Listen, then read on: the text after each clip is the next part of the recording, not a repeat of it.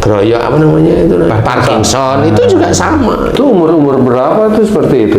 Parkinson itu ya umur ya bisa umur di atas 55 seperti itu. Oh, kalau misalkan seorang orang tua nih, bukan seorang orang tua yang merasa tidak bahagia melihat anaknya yang tidak sesuai harapan, misalnya nakal lah anaknya, dibilangin nggak dengar kata lah istilahnya, itu sehingga orang tua nggak merasa bahagia. Apakah orang tua seperti itu juga bisa mengalami seperti itu, Ustaz? Bisa. Sebenarnya kalau anaknya nakal itu kan dia tidak boleh merasa seperti itu. Harus berpikir matang bahwa anak itu dilahirkan dari siapa, dari ibu sama dari bapaknya. Kalau anak nakal berarti ada genetik dari ibunya atau dari bapaknya yang nakal sebenarnya. Jadi itu juga sama, nanti tidak boleh, dia harus tahu, oh berarti yang salah saya atau yang salah itu suami saya. Rembukanlah dengan suami itu siapa Pak. Kalau memang mau tulus tahu bahwa sebenarnya manusia tempatnya salah, tempatnya dosa, kan tinggal lihat, kok kayaknya saya ya Bu, kan gitu. Yuk kita mulai hari ini kita mohon pada Allah Ta'ala, anak kita yang nama si Fulan itu kita doakan kalau itu dari dosa-dosa kita, ya kita mohonkan ampunan dosa kita yang dulu kita lakukan. Nanti saya juga ya kalau anak itu dari dosa saya, kayaknya dosa ini deh, anak kita yang begini kayaknya saya deh. Anak dikasih tahu nasihat nggak mau, siapa nih? Nah, nggak taunya bapaknya, kayaknya saya dulu sampai sekarang pun kalau kamu ngasih tahu saya, kayaknya saya nggak pernah peduli, nggak pernah ini, marah aja maunya lah, kan akhirnya kan nurun ke anaknya. Sebagian di bapak, sebagian di ibunya. Iya ada. Nanti kalau yang males, kayaknya yang males ini saya nih ya. Kenapa? Di rumah ongkang aja kan gitu. Oh ya bener Bu, makanya kamu gemuk kan gitu.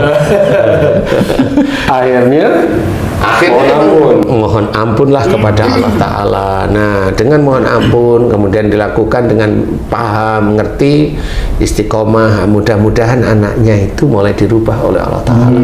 Begitulah cara Allah merubah sebenarnya. Nah, di titik inilah kita harus mengerti bahwa apa yang terjadi saat ini itu insya Allah disebabkan dulu masalah dulu. Itu harus difahami sebagai orang Islam. Jadi jangan kalau ada masalah sekarang, masalah dulu itu nggak pernah diomongin. Jadi merasanya dia itu yang bener aja, tidak boleh. Katanya ngaku kalau kamu itu memang sebagai anak dan cucu Adam itu punya dosa, loh kan nggak pernah ngaku salah, kan jadi lucu jadinya.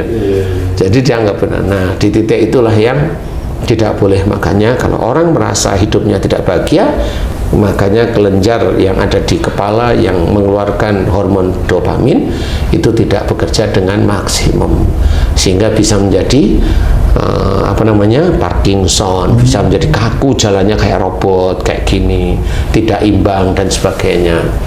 Kemudian lemes yang didiagnosa dokter itu bukan stroke, itu ya itu aja. Insya Allah sebagian yang saya tangani seperti itu, sehingga jangan merasa tidak bahagia di dalam kehidupan. Jalanin ujian itu dengan lapang dada. Enak tidak enak semuanya itu ujian. Yang tidak enak ya ujian, yang enak pun itu ujian. Jangan dipilah-pilih, jangan tebang pilih. Kalau yang nggak enak dinamakan ujian, kalau yang enak nggak mau ngaku kan gitu. Padahal itu dijelaskan dalam Quran itu bahwa innal hasanati yudhibnas sayyi'ah.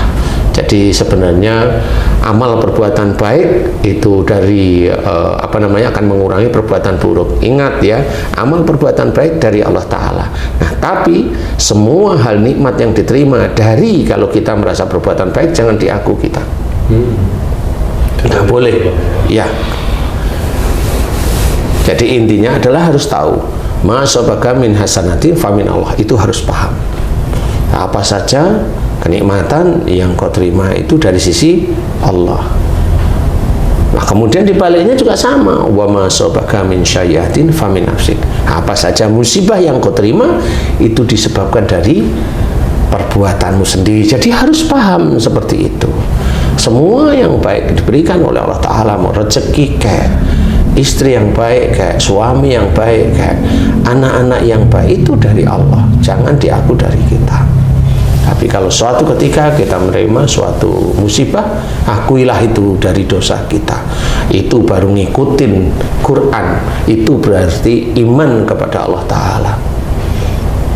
Iman harus kita tingkatkan, kuat kepada Allah Ta'ala. Jangan ambil ini yang cocok dengan saya, ini yang cocok, ini nggak cocok nih.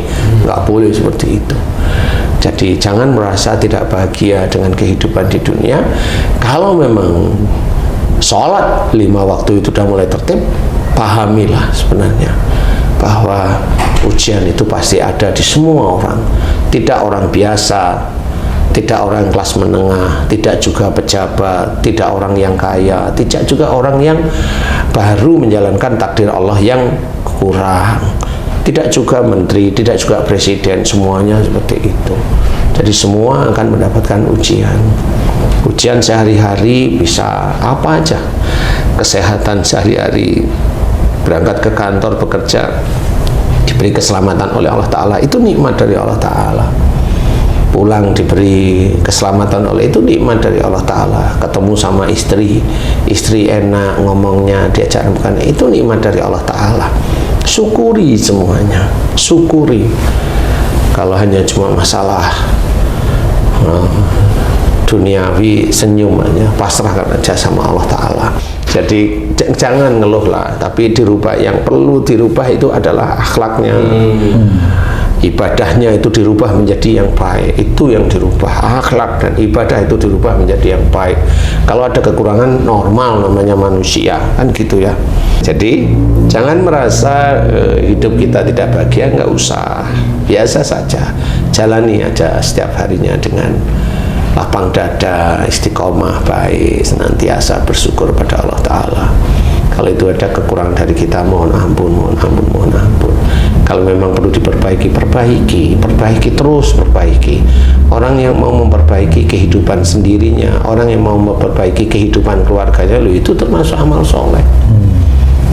Itu termasuk amal soleh. Karena ya, ibadahnya sudah, pokoknya sholat wajibnya udah, rawatib dikerjain, puasa udah, tapi keluarga masih begini, ya, perbaikilah, itu juga bisa menjadi amal solehmu, kan gitu. Nah, inilah yang harus kita kerjakan. Jangan merasa tidak bahagia nanti kalau kelenjar yang bisa menghasilkan hormon dopamin itu nggak jalan. Wah, mulai nih kok kaku-kaku ya jari-jari tanganku, kok kaku-kaku ya otot seluruh tubuhku. Nah, sudah. Itu biasanya obatnya dikasih hormon dopamin agar bahagia, agar bisa normal. Tetapi untuk yang memang teman-teman dokter ya seumur hidup ya begitu. Kecuali kembali ke jalan Allah. Kembali itu gimana? Pahami kehidupanmu, jangan merasa tidak bahagia. Kembali di jalan Allah Ta'ala, istiqomah menjalankan kehidupan lillahi ta'ala. Insya Allah Allah akan membuka jalan kita sehingga semakin lama iman kita semakin kuat kepada Allah Ta'ala. Insya Allah seperti itu. Mudah-mudahan manfaat. Amin. Allahu a'lam. Alhamdulillah, terima kasih banyak Pak Ustadz penjelasannya.